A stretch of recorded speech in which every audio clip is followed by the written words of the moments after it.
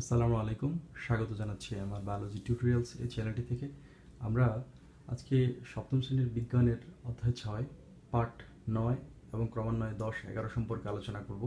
এই ভিডিওতে পার্ট 9 যেটি বলা আছে সেটি হলো পরমাণু কণা বা ডাল্টনের পরমাণুবাদের ত্রুটি।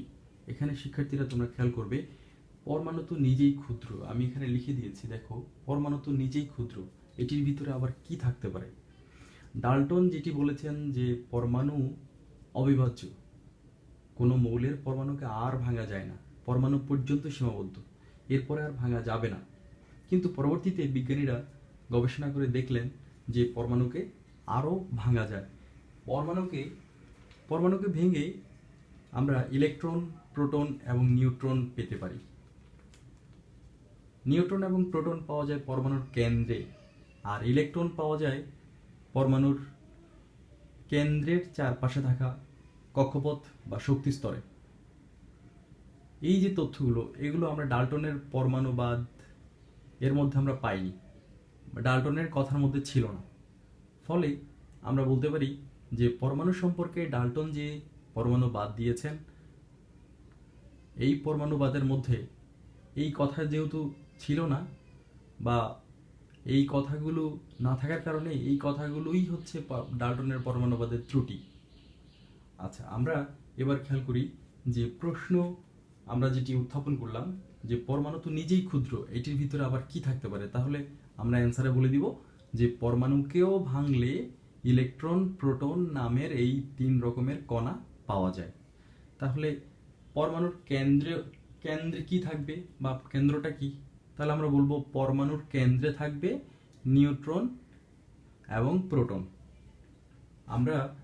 তোমরা খেয়াল করবে বোর্ডের ডান সাইডে দেয়া আছে, বিশেষভাবে খেয়াল করার ব্যাপার, পরমাণুর কেন্দ্রে থাকবে প্রোটন প্লাস নিউট্রন, কক্ষপথে থাকবে ইলেকট্রন।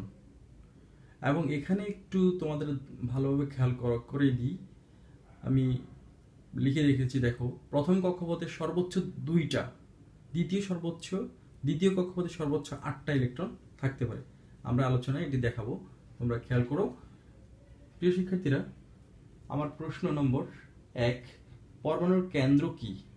তাহলে নিউট্রন এবং প্রোটন যেখানে অবস্থান করে সেটি কি পরমাণুর কেন্দ্র বলা হয়, আমরা বলতে পারবো।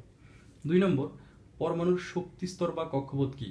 তাহলে আমরা বলতে পারবো যে পরমাণুর ইলেকট্রন যেখানে থাকে, পরমাণুর মধ্যে ইলেকট্রন যেখানে ঘূর্ণনরত বা ঘুরতে থাকে, সেই জায়গাটি বা সেই রাস্তাটিকে বলা হচ্ছে কক্ষপথ বা শক্তি স্তর। আচ্ছা, এখন প্রশ্ন 3-এ দেখো, একটি পরমাণুর গঠন যদি আমরা ছবিতে বা চিত্রতে আঁকতে চাই, তাহলে কি জানা আবশ্যক? প্রিয় শিক্ষার্থীরা, তোমরা খেয়াল করবে, একটা মৌলের পরমাণুর গঠন আঁকতে হলে আমাদেরকে তার প্রোটন সংখ্যা জানতে হবে। প্রোটন সংখ্যার আরেক নাম বলা হয় পারমাণবিক সংখ্যা। ভালো করে খেয়াল করো, পারমাণবিক সংখ্যাকে আমরা কোন সংখ্যা ধরবো? প্রোটন সংখ্যা। শুধুমাত্র প্রোটন সংখ্যাকে পারমাণবিক সংখ্যা ধরা হয়। তাহলে কোন মৌলের পারমাণবিক সংখ্যা হচ্ছে ওই মৌলের প্রোটন সংখ্যা। এই প্রোটন সংখ্যা যদি আমরা জানি, তাহলে আমরা ইলেকট্রন সংখ্যা সম্পর্কেও ধারণা পাবো, কারণ প্রোটন সংখ্যার সমান সংখ্যক ইলেকট্রন থাকে। প্রিয় শিক্ষার্থীরা, আমি আবার বলছি, কোনো মৌলের পরমাণুতে প্রোটন সংখ্যার সমান সংখ্যক ইলেকট্রন সংখ্যা থাকে। ফলে আমরা যদি উপরের দিকের শ্রেণীতে যাই, আমরা দেখব যে প্রোটনের যে চার্জ বা আধান এবং ইলেকট্রনের যে চার্জ বা আধান, দুইটা কোনো বস্তুতে সমান থাকে। ফলে কোনো বস্তুকে ধরলেই আমরা শক খাই না। এগুলো আমরা উপরের দিকে শ্রেণীতে গেলে আমরা পড়ব। তবে এখানে আমি আবার তোমাদের বইয়ের কথায় ফিরে আসি। তাহলে মৌলের নামগুলো আমাদের মোটামুটি যে কয়টি তোমাদের বইতে আছে সে কয়টি আমাদের জানতে হবে, কারণ আমরা যদি ওই মৌলগুলোর কোনো পরমাণুর গঠন যদি আমি আঁকতে চাই, তাহলে অবশ্যই পারমাণবিক সংখ্যা বা প্রোটন সংখ্যা সম্পর্কে আমাদের একটু আইডিয়া থাকতে হবে, না হলে আমরা আঁকতে পারবো না। তাহলে আমরা দেখি বইয়ে দেয়া 10টি মৌলের নাম মনে রাখতে আমাদের একটা কৌশল আমরা এখানে লিখে রেখে দিয়েছি। দেখো ভালো করে তোমরা খেয়াল করবে। হাই, হেলি, বিবিসি নাই, বিবিসি। এখানে তোমরা জানো বিবিসির ব্যাপারে, বিবিসি একটা সংবাদ সংস্থা।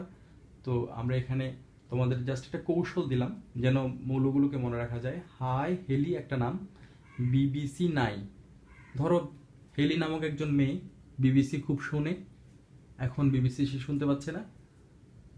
এখন হেলিকে বলে দিল যে হাই হেলি, বিবিসি নাই, এখন অফ, তবে ফের চালু হবে। এই লাইনটি থেকে আমরা 10টি মৌলের যেগুলো তোমাদের বইতে দেয়া আছে সেই 10টি মৌলের ব্যাপারে আমরা সরাসরি নামে জানতে পারবো। হাই থেকে হাইড্রোজেন, হে থেকে হিলিয়াম, লি থেকে লিথিয়াম, বিই থেকে বেরিলিয়াম, বি থেকে বোরন, সি থেকে কার্বন, নাই থেকে নাইট্রোজেন। এখন থেকে কোনো কিছুই নাই যেহেতু নিচে দাগ নেই, ভালো করে খেয়াল করো। ও থেকে অক্সিজেন, এফ থেকে ফ্লোরিন, তবে নিচে দাগ নেই, এটা লাগবে না। ফের থেকে ফেরাম বা আয়রন। এই 10টি মৌলের নাম এবং সেই সাথে পারমাণবিক সংখ্যা আমি এখানে রেখে দিয়েছি। দেখো প্রোটন সংখ্যা বা পারমাণবিক সংখ্যা। আবার এখান থেকেই আমরা একটু জানার ব্যাপার, গত কিছুক্ষণ আগে আমি যেটি বললাম যে প্রোটন সংখ্যার সমান সংখ্যক ইলেকট্রন সংখ্যা থাকে, অর্থাৎ এই প্রোটন সংখ্যা অর্থাৎ পারমাণবিক সংখ্যা এবং সেই সংখ্যার সমানই ইলেকট্রন সংখ্যা থাকে। তাহলে আমরা দেখব যে হাইড্রোজেনে কয়টা প্রোটন? একটা প্রোটন, তাহলে ইলেকট্রন একটা। হিলিয়ামে কয়টা প্রোটন? দুইটা প্রোটন, তাহলে ইলেকট্রনও দুইটা, অর্থাৎ পারমাণবিক সংখ্যাও এই সংখ্যাগুলোই। লিথিয়াম 3টা, বেরিলিয়াম 4টা, বোরন 5টা, কার্বন 6, নাইট্রোজেন 7, অক্সিজেন 8 এবং ফ্লোরিন 9। তোমাদের এই পর্যন্ত জানলেই চলবে। বাকি যেটি রয়ে গেছে ফেরাম, এটি এখন দরকার নেই বা তোমাদের পরীক্ষায় কাজে লাগবে না। তাহলে আমরা এই মৌলগুলোর নাম এবং পারমাণবিক সংখ্যা জানলাম। এখন আমরা গঠন কিভাবে আঁকবো? ধরো আমরা হাইড্রোজেনের পারমাণবিক সংখ্যা জানি 1, তাহলে পরমাণুর গঠনটা আঁকতে গেলে আমরা ছোট করে একটা বৃত্তাকার অঞ্চল আমরা এঁকে নিব, যেটিকে কেন্দ্র বলছি। এটি হলো কেন্দ্র। এই কেন্দ্রের বাইরে একটা বৃত্তাকার করে একটা কক্ষপথ বা রাস্তা আঁকবো। তো এই রাস্তার মধ্যে থাকবে ইলেকট্রন আর ভিতরে থাকবে প্রোটন এবং নিউট্রন।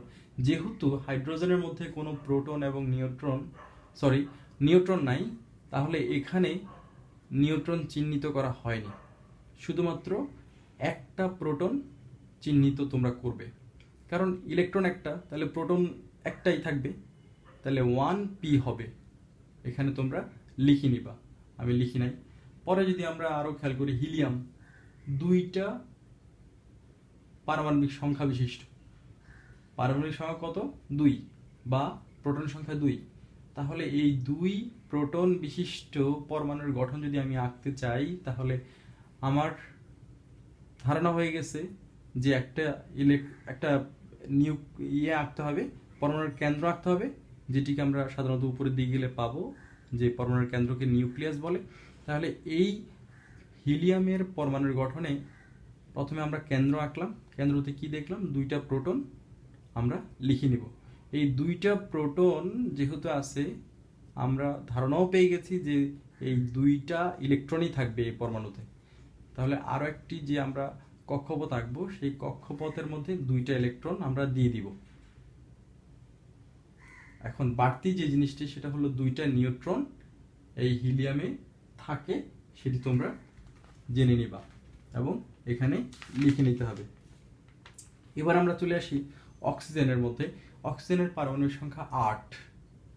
তাহলে 8 যেহেতু পারমাণবিক সংখ্যা, তার মানে প্রোটন সংখ্যাও 8 এবং ইলেকট্রন সংখ্যাও 8। এখন কেন্দ্রের মধ্যে আমরা প্রোটন এবং নিউট্রন, দেখো প্রোটন এবং নিউট্রন সংখ্যা আমরা লিখে নিব। নিউট্রন সংখ্যা 8, এটা তোমাদের মনে রাখতে হবে। তাহলে প্রোটন 8টা, নিউট্রন 8টা আমরা কেন্দ্রে লিখে নিলাম। আচ্ছা, এবার ইলেকট্রন সংখ্যা 8টা আমরা কিভাবে বিন্যস্ত করব? তাহলে কেন্দ্রের বাইরে একটা বৃত্তাকার পথ আঁকলাম প্রথমেই, এই কেন্দ্র থেকে বাইরের দিকে এইটা। তাহলে এটা হলো প্রথম কক্ষপথ। এই প্রথম কক্ষপথে সর্বোচ্চ 2টা ইলেকট্রন আমরা বসালাম। অক্সিজেনের পরমাণুর মধ্যে কয়টা ইলেকট্রন আমরা পেলাম? 8টা, প্রোটন সংখ্যা সমান। তাহলে প্রথম কক্ষপথে আমরা 2টা বসিয়ে দিলাম, আর আমাদের হাতে আছে কয়টা? 6টা। তাহলে এখানে 2 2 4 এবং আরো 2টি বসাতে হবে। তাহলে আমরা আরো 2টি যদি এখানে বসিয়ে দিই, প্রিয় শিক্ষার্থীরা, যদি আমরা আরো 2টি এখানে বসিয়ে দিই, তাহলে আমাদের মোট 8টি ইলেকট্রন আমরা দিতে পারলাম। তাহলে অক্সিজেনের এই 8টি ইলেকট্রন বিশিষ্ট বা 8টি প্রোটন বিশিষ্ট এই পরমাণুর গঠন আমরা এঁকে দিলাম। এভাবে তোমরা প্র্যাকটিস যত ইচ্ছা এই পারমাণবিক সংখ্যা বা প্রোটন সংখ্যা অনুযায়ী তোমরা করতে পারো। প্রিয় শিক্ষার্থীরা, তোমরা খেয়াল করবে আমরা ডানে একটা বক্স আকারে লিখে দিয়েছি, জানা দরকার মাইক্রোস্কোপ। আমরা জানি ছোট জিনিসকে বড় করে দেখানোর জন্য মাইক্রোস্কোপ দরকার, তবে ইলেকট্রন মাইক্রোস্কোপকে আমরা ব্যবহার করি কোনো ছোট জিনিস যেটিকে কোনোভাবেই খালি চোখে দেখা যায় না, এরকম যেমন ভাইরাস, এই ভাইরাসকে অনেক বড়, অর্থাৎ মিলিয়ন গুণ বড় করে দেখানোর জন্য আমরা ইলেকট্রন মাইক্রোস্কোপ ব্যবহার করি। এরপরে যেটি দেয়া আছে, যে কোনো বস্তুকে ধরলেই আমরা শক খাই না কেন? কারণ কোনো বস্তুতে ওই বস্তুর পরমাণুর ইলেকট্রন এবং প্রোটন সংখ্যা সমান থাকে, তাই আমরা কোনো বস্তুকে ধরলেই শক খাই না। পাঠ 10 এবং 11তে দ্রাবক হিসেবে পানি কেন বেশি ব্যবহার করি, বইয়ের 63 নম্বর পৃষ্ঠা। দ্রাবক হচ্ছে কোনো দ্রব পদার্থকে দ্রবণীয় করবার জন্য ব্যবহৃত পদার্থ। তাহলে জৈব এবং অজৈব, আমাদের পরিবেশে জৈব এবং অজৈব দ্রাবক বা জৈব এবং অজৈব দ্রব রয়েছে। তো এই সমস্ত জৈব এবং অজৈব দ্রবকে দ্রবীভূত করবার জন্য বা দ্রবণে পরিণত করবার জন্য আমরা সবচেয়ে উল্লেখযোগ্য দ্রাবক ব্যবহার করি পানি। তোমরা 63 নম্বর পৃষ্ঠার যে বক্সের, বইয়ের পৃষ্ঠা নম্বর 63 যে বক্সটি দেওয়া আছে, তোমরা ভালো করে পড়ে ফেলবা। তো শিক্ষার্থীরা, আজকে এই পর্যন্তই। আল্লাহ হাফেজ।